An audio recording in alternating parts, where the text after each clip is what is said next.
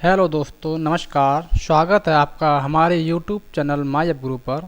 आज हम आपके लिए लेकर आए यूपी पैट 2022 का मॉडल पेपर।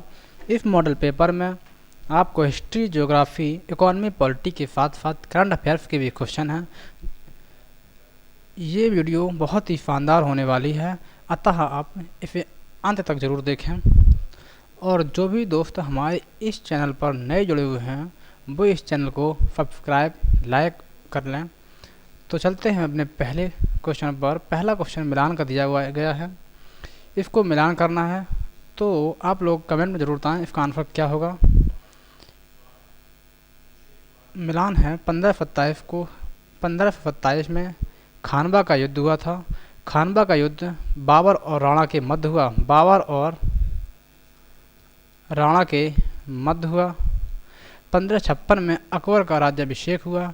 कहाँ पर हुआ? कालानौर में हुआ। कालानौर में हुआ। और 1579 में मजहर की घोंसला किसने की थी? अकबर ने की थी। आयोग कहीं से भी क्वेश्चन पूछ सकता है। अभी बस कुछ ही दिन बचे हुए हैं पेपर के। और 1658 में औरंगजेब का बनारस फरमान हुआ। तो ए का 3, बी का 4, ए का 3, बी का 4 हमारा ऑप्शन नंबर डी में मिल रहा है केवल। तो हमारा ऑप्शन नंबर डी बिल्कुल सही है। कौन आंसर सही है? Option number D. अगला क्वेश्चन हमारा है, निम्नलिखित फारसी के कवियों में किसे भारत का फादी कहा जाता है? ऑप्शन है मीर हसन, फेक अबुल फैजी, अमीर खुसरो, हुसैन फनाई। इसका राइट आंसर है ऑप्शन नंबर ए, अमीर हसन। अमीर हसन बलबन के काल का प्रसिद्ध कवि था। इसकी एक किताब थी, किताब का नाम है फवायद उल फवाद।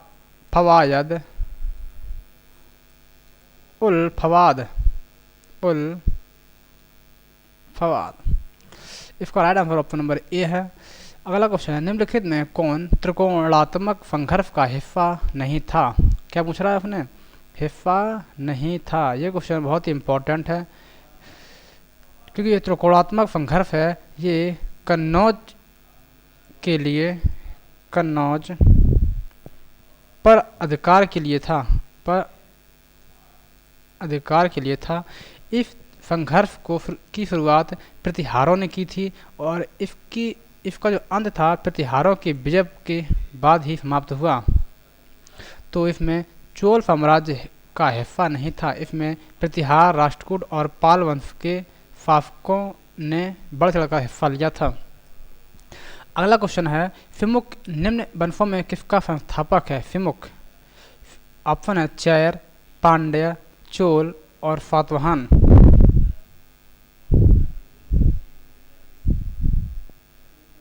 इसका राइट आंसर है option number D, Satavahana. Satavahana वंश का संस्थापक सिमुक था।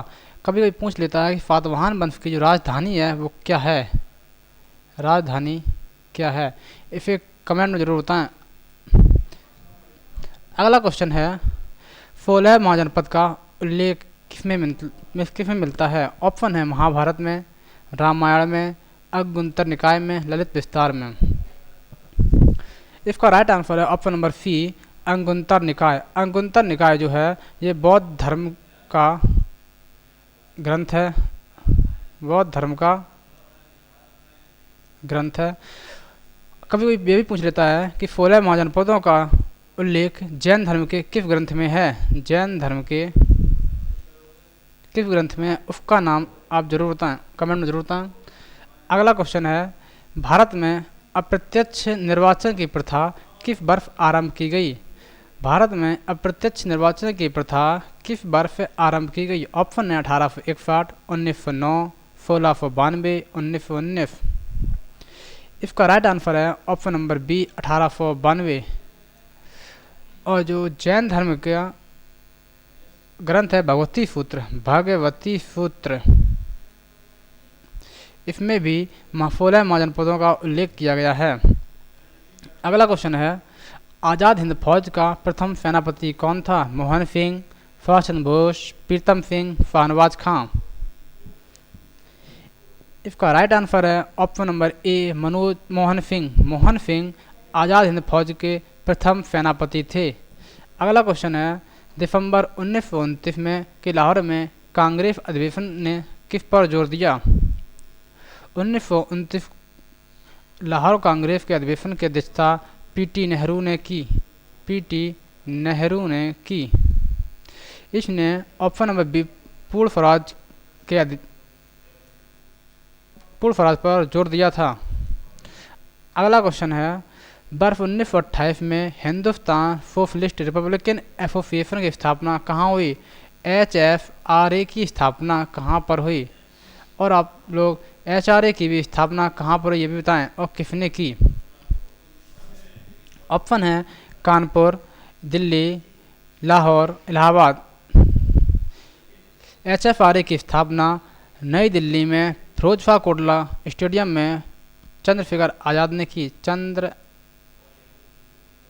ने की। HRA की स्थापना हिंदुस्तान रिपब्लिकन एसोसिएशन की स्थापना सचिंद्र सान्याल ने कानपुर में की। कहाँ पर की? कानपुर में की थी। अगला क्वेश्चन है, भारतीय राष्ट्रीय कांग्रेस का एकमात्र अधिवेशन जिसे महात्मा गांधी द्वारा संबोधित किया गया था वो कहाँ हुआ? अमरावती में कि कराची में, बेलगांव में, नागपुर में? इसका राइट आंसर है बेलगांव। बेलगांव में सन 1924 ईस्वी में गांधी जी ने भारतीय राष्ट्रीय कांग्रेस के अधिवेशन की अध्यक्षता की थी। अगला क्वेश्चन है, निम्नलिखित में से किसे आप सामान्य रूप से टॉर्नेडो से संबंध करेंगे? ऑप्शन है मैक्सिको की खाड़ी, चीन सागर, हिंद महासागर, USA। इसका आंसर है ऑप्शन नंबर ए मैक्सिको की खाड़ी। अगला क्वेश्चन है, निम्नलिखित में से भारत में कौन सा भूतापी शक्ति ऊर्जा के उत्पादन में उपयुक्त नहीं है? उसमें पूछ रहा है कौन सा उपयुक्त नहीं है। भूतापी शक्ति के लिए लद्दाख की पुंगा घाटी उपयुक्त है, मणिकरण क्षेत्र हिमाचल प्रदेश भी उपयुक्त है, महाराष्ट्र का पश्चिमी घाट भी उपयुक्त है। तो इसका जो है ऑप्शन ए तमिलनाडु का पूर्वी घाट भूतापी शक्ति के लिए उपयुक्त नहीं है। इसका राइट आंसर है ए है। अगला क्वेश्चन है, भारत का लगभग 2/3 कोयला कहाँ पाया जाता है? ब्रह्मपुत्र घाटी में, गोदावरी घाटी में, दामोदर घाटी में या महानदी में? इसका आंसर कमेंट में जरूर बताएं। इसका आंसर है ऑप्शन नंबर बी दामोदर घाटी। दामोदर घाटी झारखंड में पाई जाती है। इससे ही 2/3 कोयला उत्पन्न होता है। दामोदर घाटी से दामोदर घाटी के अलावा और कोयला उत्पादक क्षेत्र हैं, रानीगंज है, रानीगंज, कोरबा है, नहीं बोकारो है, बोकारो, झरिया है, ये सभी कोयला उत्पादक क्षेत्र हैं। एडा, अगला क्वेश्चन है, इरडा नियमन करती है? इरडा नियमन करती है। ऑप्शन है बैंकिंग कंपनियों का, फुटकर व्यापार का, बीमा कंपनियों का या उपरोक्त में से कोई नहीं। इसका राइट आंसर है ऑप्शन नंबर बी बीमा कंपनियों का। बीमा कंपनियों का इरडा नियमन करती है। इरडा की स्थापना कब हुई? इरडा की स्थापना कब हुई? इसकी स्थापना 19 अप्रैल 2000 ईस्वी को हुई थी। अगला क्वेश्चन है, वर्ष 2011 की जनगणना के अनुसार निम्नलिखित में किस राज्य की साक्षरता सर्वाधिक है? वैसे 2011 की जनगणना के अनुसार केरल की साक्षरता सबसे अधिक है, नंबर 1 पर है। सबसे निम्नतम साक्षरता बिहार की है। लेकिन ऑप्शन के अनुसार हमारा ऑप्शन नंबर ए बिल्कुल सही है, जिसकी साक्षरता मणिपुर की साक्षरता सबसे अधिक है। अगला क्वेश्चन है, सम्मिलित करना है, कृषि श्रमिक सामाजिक सुरक्षा योजना कब आई? स्वर्ण जयंती ग्राम स्वरोजगार योजना। स्वर्ण जयंती ग्राम स्वरोजगार योजना जो है आपकी सन 1999 को आई। 1999 को। रोजगार गारंटी योजना है, ये आपको 1993 को आई। तो बी का 3, सी का 2, बी का 3, सी का 2 तो ऑप्शन नंबर डी हमारा बिल्कुल सही आंसर है। आप दो क्वेश्चन आते हैं तो आप टैली करके निकाल सकते हैं फिर आप। तो आपके बचा कौन? कृषि श्रमिक सामाजिक सुरक्षा योजना, इस ये 2001 में आई। प्रधानमंत्री ग्रामोदय योजना आपकी 2000 ईस्वी में आई। अगला क्वेश्चन है,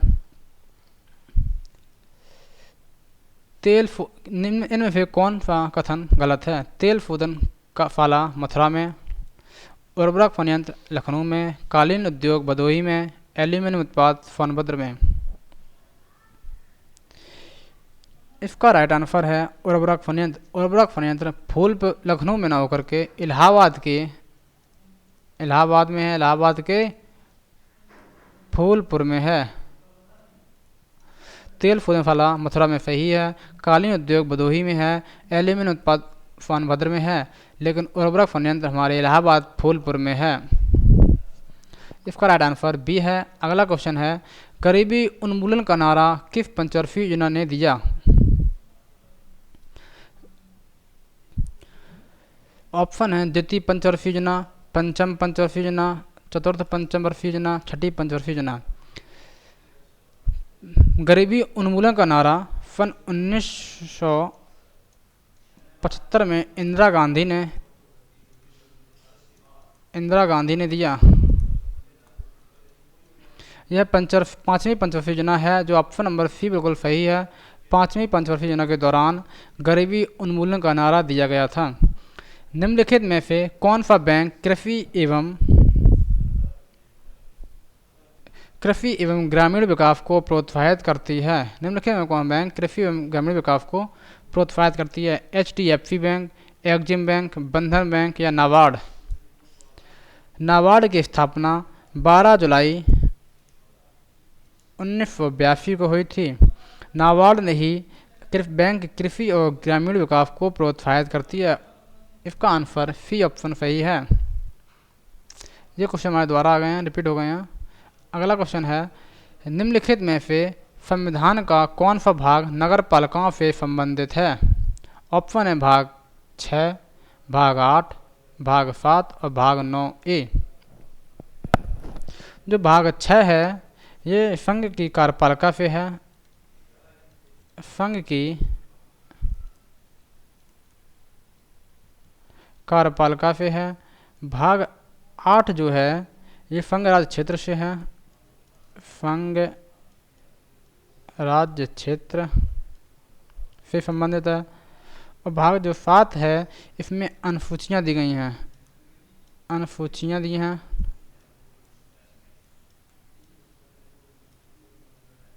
और भाग 9 का में नगर पालिकाओं से संबंधित है। और भाग केवल 9 जो है इसमें नगर पंचायत है।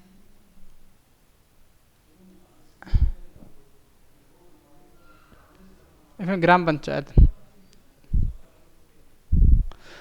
अगला क्वेश्चन है, निम्नलिखित भारतीय राज्यों में किस राज्य का अपना उच्च न्यायालय नहीं है? ऑप्शन है उड़ीसा, हिमाचल प्रदेश, सिक्किम, मिजोरम। वर्तमान में भारत में 25 उच्च न्यायालय हैं।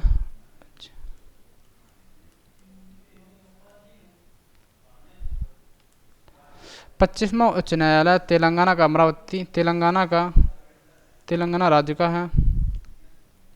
तो इसका right answer option number D है। जो मिजोरम है इसका कोई उच्च न्यायालय नहीं है, इसका उच्च न्यायालय असम में है।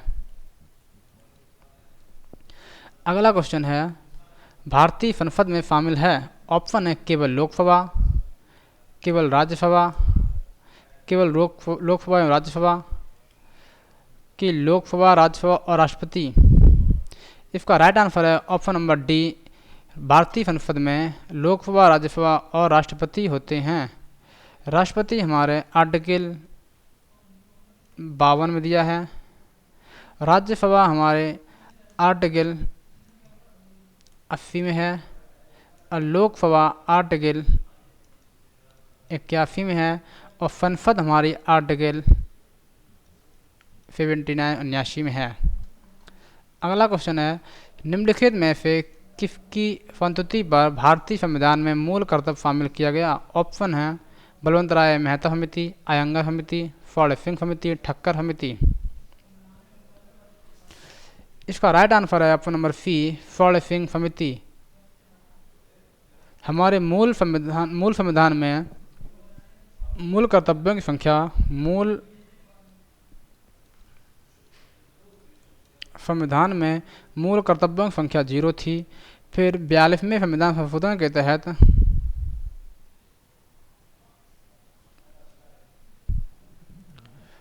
1976 में फॉलोफिंग समिति की सिफारिश पर 10 मौलिक कर्तव्य जोड़े गए। पुनः 86वें संविधान संशोधन के तहत 2003 में एक मौलिक कर्तव्य और जोड़ा गया, तो अब मिलाकर 11 मौलिक कर्तव्य हो गए हैं। अगला क्वेश्चन है, भारतीय संविधान के निम्नलिखित में से किस अनुसूची में राज्यसभा के स्थानों को आवंटन है? ऑप्शन है 3वीं अनुसूची, 5वीं अनुसूची, 4थी अनुसूची, 6ठी अनुसूची। भारतीय संविधान में अनुसूचियाँ 12 अनुसूचियाँ हैं। मूल संविधान में 8 अनुसूचियाँ थीं। पहली अनुसूची में संघ एवं राज्य क्षेत्र है। दूसरी अनुसूची में वेतन एवं भत्ते हैं। तीसरी अनुसूची में शपथ है। चौथी अनुसूची हमारी राइट आंसर पर भी सही है, इसी में राज्यसभा के स्थानों का आवंटन है। 5वीं अनुसूची में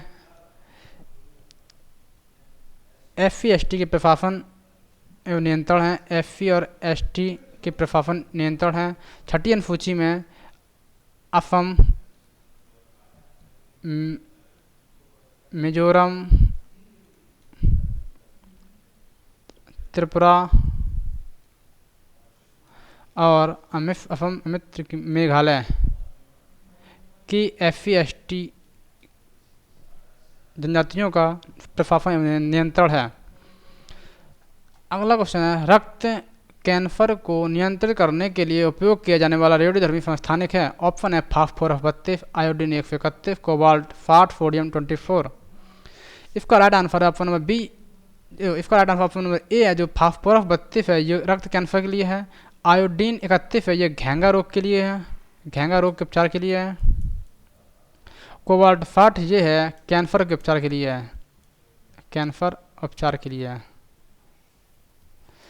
अगला क्वेश्चन हमारा है, मानव शरीर में इंसुलिन उत्पादक अंग कौन है? ऑप्शन है यकृत, प्लीहा, वृक्क, अग्न्याशय।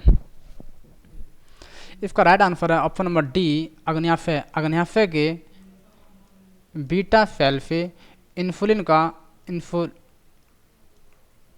हार्मोन का स्राव होता है। अगला क्वेश्चन है, हरित गृह प्रभाव क्या है?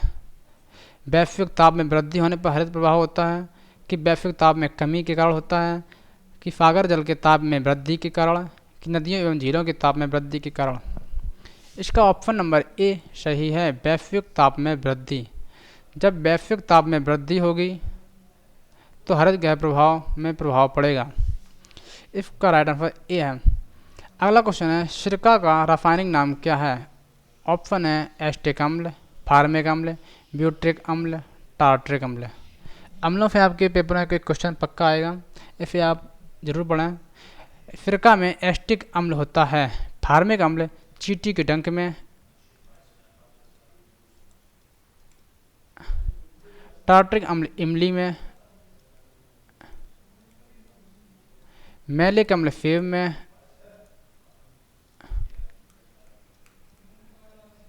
और फाइट्रिक अम्ल नींबू में।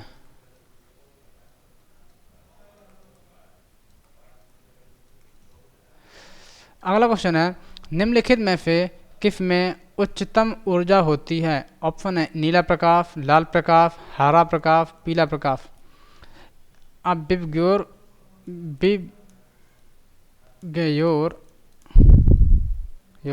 जिसकी तरंग दैर्घ्य अधिक होगी,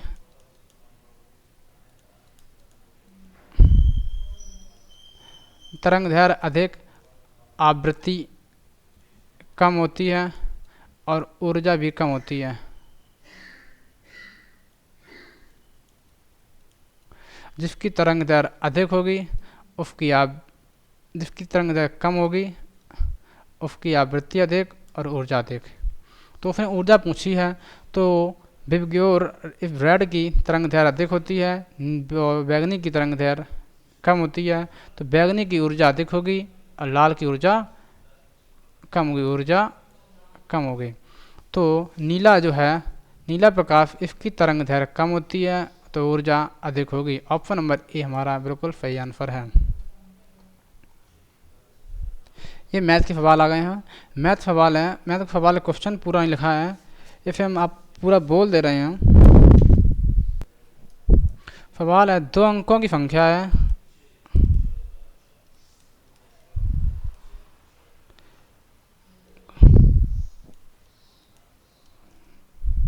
ये सवाल पूरा नहीं है, इसे हम अगले वीडियो में बताएंगे जरूर। चलते हैं अगले क्वेश्चन पर। बिलियन में पानी की 320 ग्राम मात्रा में सामान्य नमक की मात्रा 33 ग्राम है। द्रव्यमान का प्रतिशत द्वारा द्रव्यमान के संदर्भ में बिलियन की सांद्रता की गणना करें। जब बिलियन की सांद्रता की गणना करना हो तो कितने बिलियन की हैं? 33 ग्राम है। कितने ग्राम में? 320 ग्राम प्लस 33 ग्राम पूरा है। निकालना क्या है?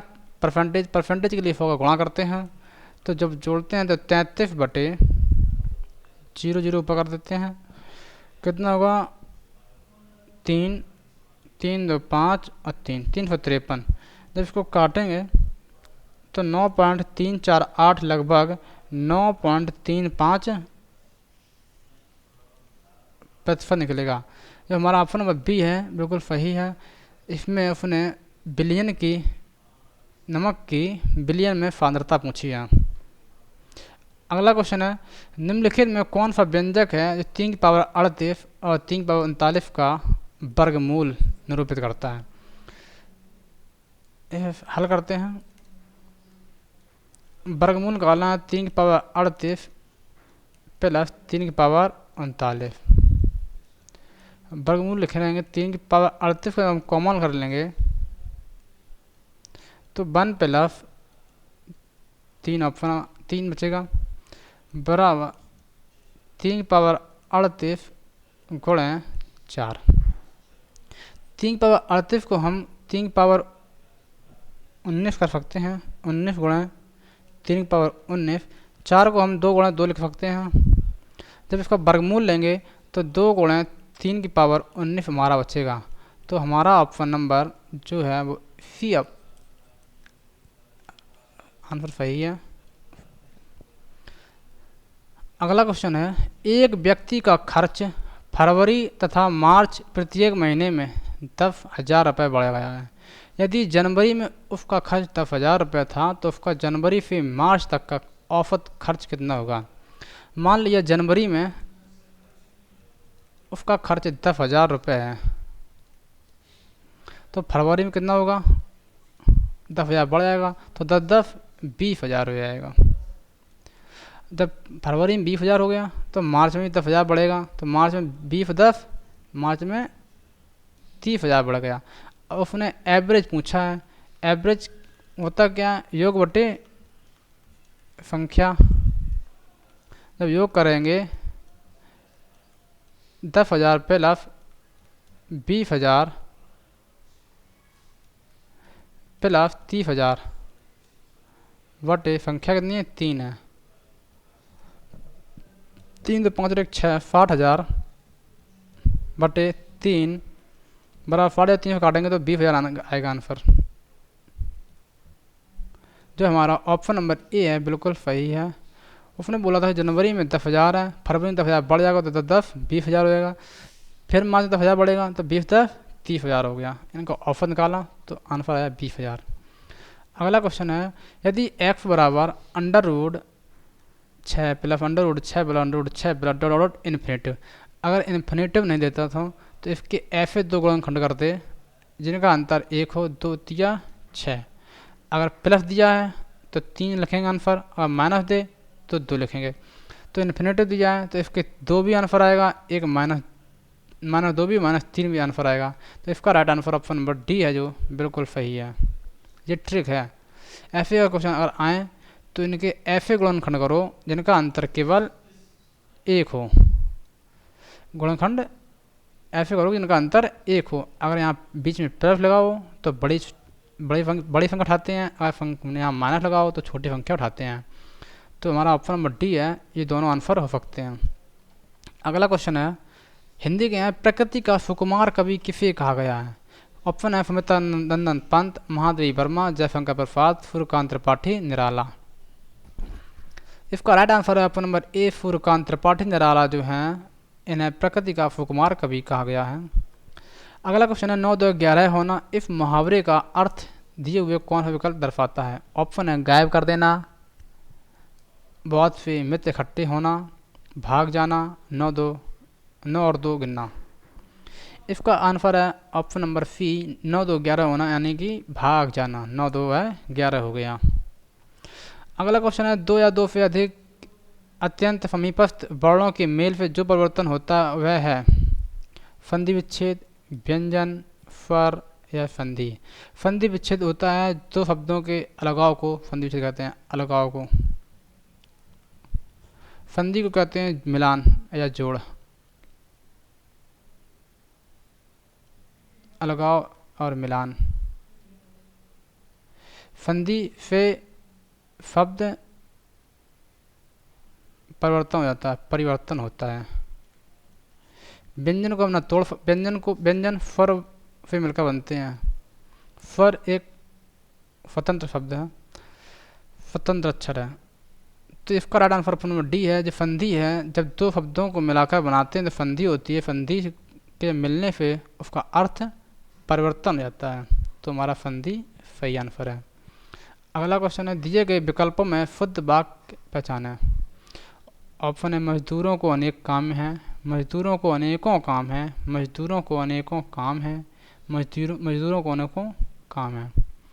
ये बिंदी का बहुत प्रभाव है। जहाँ बिंदी होगी वहाँ ये मजदूर बहुवचन होंगे। यहाँ तो ये है नहीं, ये गलत हो गया। यहाँ पूर्णविराम का चिन्ह नहीं है। यहाँ अनेकों काम नहीं, यहाँ केवल अनेक काम होगा। ये भी गलत हो गया, ये भी गलत हो गया। यहाँ केवल मजदूरों को अनेक काम है। ऑप्शन नंबर डी हमारा बिल्कुल राइट आंसर है। अगला क्वेश्चन है, अपने जीवन पर स्वयं लिखी गई कथा वाक्यांश के लिए एक शब्द। ऑप्शन है रेखा चित्र, आत्मग्लानि, संस्मरण, आत्मकथा।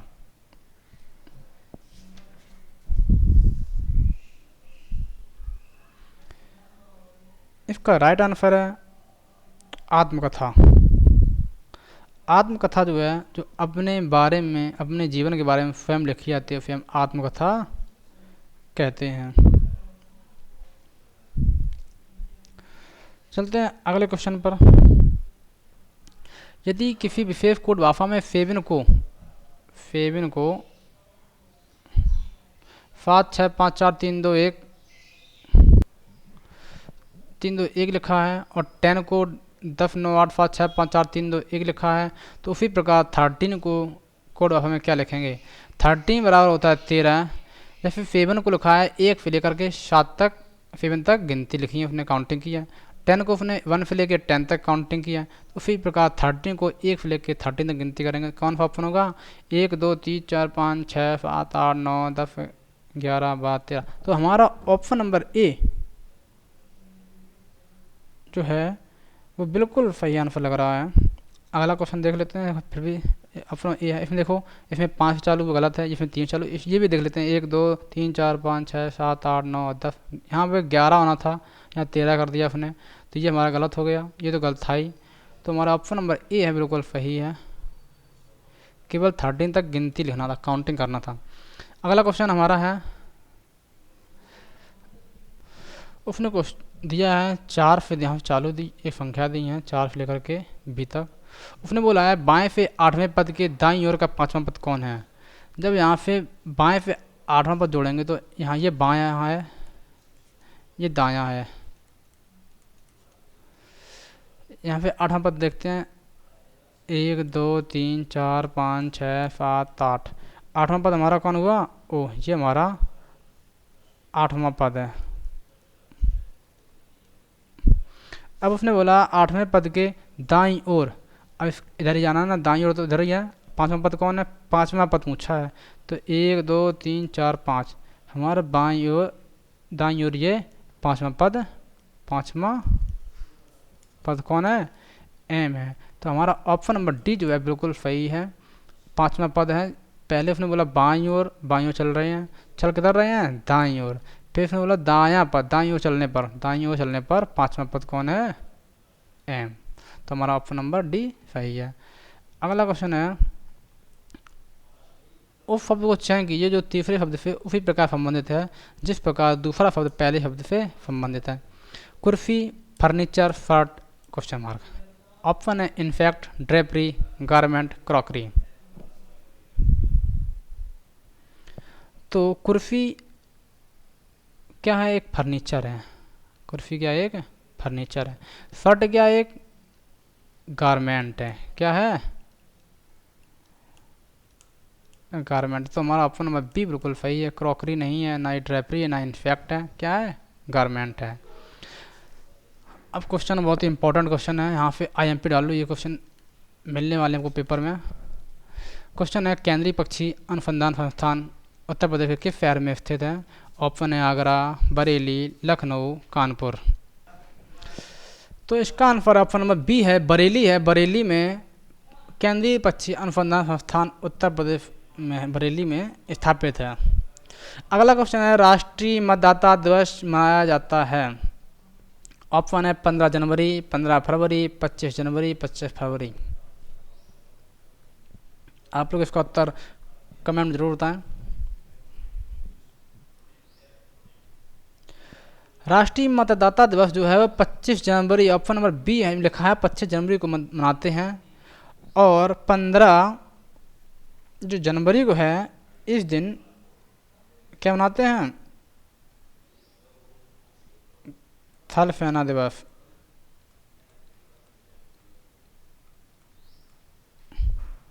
अगला क्वेश्चन, निम्न में से कौन सा उत्तर प्रदेश का शास्त्रीय नृत्य है? हमारे भारत में शास्त्रीय नृत्य 8 हैं। कथकली जो है, कथकली केरल का नृत्य है। भांगड़ा जो है ये पंजाब का, ये शास्त्रीय नृत्य नहीं है, ये एक लोक नृत्य है। कुचिपुड़ी आंध्र प्रदेश का है। तो उत्तर प्रदेश का शास्त्रीय नृत्य जो है कथक है, ये उत्तर प्रदेश का शास्त्रीय नृत्य है। अगला क्वेश्चन है, संयुक्त राष्ट्र संघ की सरकारी भाषाएं हैं। संयुक्त राष्ट्र संघ की सरकारी भाषाएं ऑप्शन नंबर 1 अंग्रेजी, फ्रेंच, चीनी, रूसी, अरबी और स्पेनिश है। कि अंग्रेजी और फ्रेंच है? अंग्रेजी, चीनी और फ्रेंच रूसी हैं। अंग्रेजी, हिंदी, चीनी और रूसी हैं। इसका आंसर था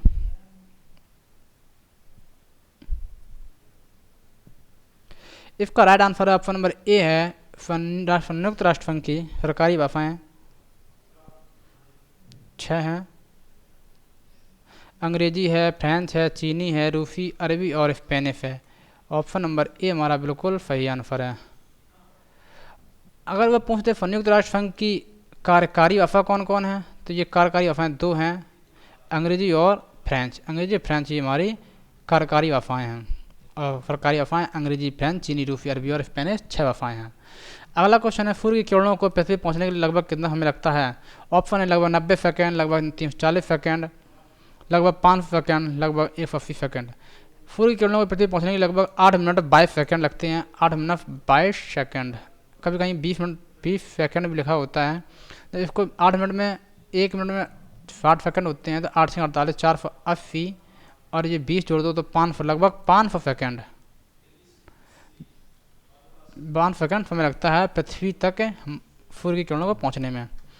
अगला क्वेश्चन है, किसी विधानसभा में भारत में संविधान के अनुसार कम से कम अधिक से अधिक कितने सदस्य होते हैं? ऑप्शन है 330 एवं 272, 54 एवं 333, 80 एवं 540, 60 एवं 500 तक। इसका राइट आंसर है ऑप्शन नंबर डी, जिसमें दिया गया है कि 60 सबसे कम से कम 60 और अधिक से अधिक 500 सीटें लोक विधानसभा में होनी चाहिए। अगला क्वेश्चन है, नई दिल्ली का मुख्य वास्तुविद एवं डिजाइनर कौन था? एडविन लुटियंस, ली कॉर्बुजियर, धनपत राय चौधरी, इनमें से कोई नहीं। इसका राइट आंसर ऑप्शन नंबर ए है एडविन लुटियंस। एडविन लुटियंस के साथ साथ एक और आपके थे, उनका नाम था हार्वर्ड ब्रेकर। एक थे हार्वर्ड ब्रेकर। इन दोनों ने नई दिल्ली का डिजाइन किया था। अगला क्वेश्चन है, किस राज्य केंद्र शासित प्रदेश ने भारत के पहले ई वेस्ट पार्क की मंजूरी दी है? ये करंट के क्वेश्चन है 2022 के। ऑप्शन है उत्तर प्रदेश, लद्दाख, मध्य प्रदेश, दिल्ली। इसका राइट आंसर है option number D, Delhi. Delhi ने पहले ई वेस्ट पार्क की मंजूरी दी है। अगला क्वेश्चन है, 3 साल की अवधि के लिए फेबी के नए अध्यक्ष के रूप में किसे नियुक्त किया गया है? ऑप्शन है ललिता मिश्रा, नीतू यादव, माधुरी बुच, अरुंधति भट्टाचार्य। फेबी का मुख्यालय कहाँ पर है? फेबी का मुख्यालय कहाँ पर है? फेबी का मुख्यालय मुंबई में है। तो इसका राइट आंसर ऑप्शन बी है, माधुरी बुच हैं। इन्हें ही फेबी के अगले नए अध्यक्ष बनाया गया है। अगला क्वेश्चन है, भारत ने यूक्रेन से अपने नागरिकों को वापस लाने के लिए कौन सा अभियान शुरू किया है? Operation Samudra, operation Ganga, operation कमफून, ऑपरेशन कमबैक। इसका राइट आंसर है option number C, operation Ganga. Operation Ganga के तहत भारत ने यूक्रेन से अपने नागरिकों को वापस लाने के लिए अभियान शुरू किया है, ऑपरेशन गंगा।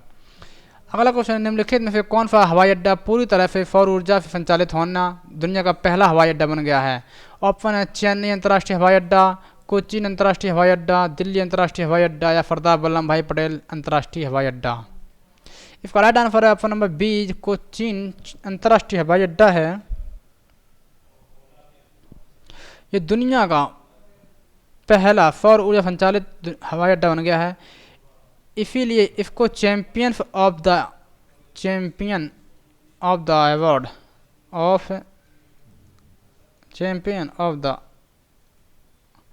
अर्थ के अवार्ड से नवाजा गया है। किसे? कोचीन अंतर्राष्ट्रीय हवाई अड्डा। ये कहाँ पर है? केरल राज्य का है। अगला क्वेश्चन, निम्नलिखित में से किसे राष्ट्रीय मूल्यांकन एवं प्रत्यायन परिषद नैक की कार्यकारी परिषद के अध्यक्ष के रूप में चुना गया है? ऑप्शन है रजत शर्मा, राकेश शर्मा, प्रवीज त्रिपाठी, भूषण पटवर्धन। इसका राइट आंसर है option number D, Bhushan Patwardhan जो हैं इन्हें राष्ट्रीय मूल्यांकन प्रत्यायन परिषद का कार्यकारी परिषद समिति का अध्यक्ष चुना गया है। अगला क्वेश्चन है, अमेरिका के सर्वोच्च न्यायालय के पहली श्वेत महिला न्यायाधीश कौन बनी है? Stephen Breyer, Ricky Harris, Jamie Jackson या केतनजी ब्राउन जैक्सन। इसका right answer option number D है, जो केतनजी ब्राउन जैक्सन है। इन्हें ही अमेरिका के सर्वोच्च न्यायालय की पहली श्वेत महिला न्यायाधीश चुना गया है। अगला क्वेश्चन है, सड़क पर रहने वाले जानवरों के लिए भारत की पहली एम्बुलेंस किस शहर में शुरू की गई है? ऑप्शन है लखनऊ, चेन्नई, भोपाल और पुणे। इसका राइट आंसर है चेन्नई। चेन्नई जो है ये सड़क पर रहने वाले जानवरों के लिए भारत की पहली एम्बुलेंस सेवा शुरू की है। अगला क्वेश्चन है, निम्नलिखित में से कौन बोल्ट्जमैन मेडल से सम्मानित होने वाले पहले भारतीय बन गए हैं? ऑप्शन है दीपक धर, रंजीत सिंह डिसाले, राकेश शर्मा, आनंद कुमार। जो बोल्ट्जमैन पुरस्कार से सम्मानित होने वाले पहले भारतीय हैं दीपक धर, जो ऑप्शन नंबर ए हमारा बिल्कुल सही आंसर है। अगला क्वेश्चन है, निम्नलिखित में से कौन उड़ान एक मजदूर बच्चे की पुस्तक के लेखक कौन है? अनूप जलोटा, अलका कुमारी, अन्नू मलिक, मिथिलेश तिवारी। इसका आंसर बताएं। जो उड़ान एक मजदूर बच्चे की किताब है ये NDMK ये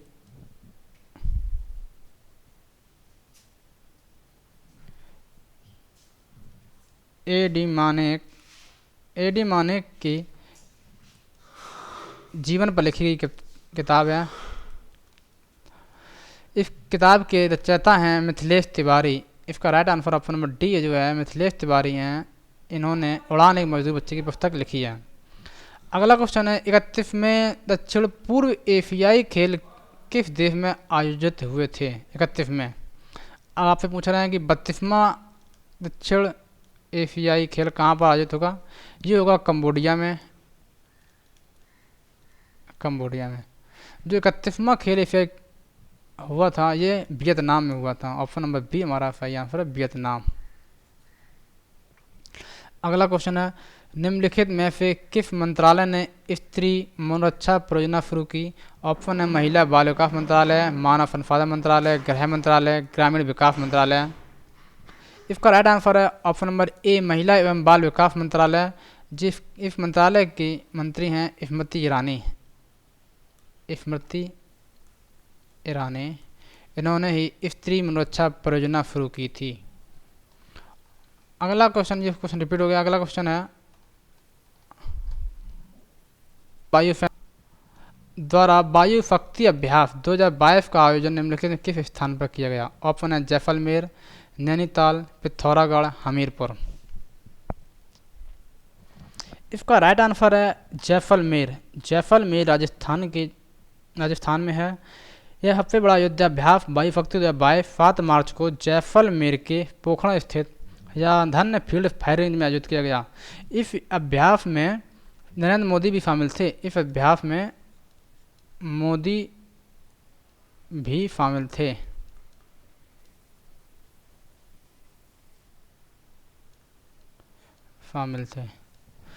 हमारा सेशन, अगला क्वेश्चन, हमारा आज का सेशन हमारा यहीं तक था।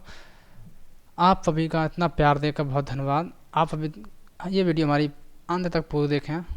ये वीडियो में आपको आने वाले क्वेश्चन आपको पेपर में ज़रूर मिलेंगे। तो धन्यवाद, बहुत बहुत धन्यवाद।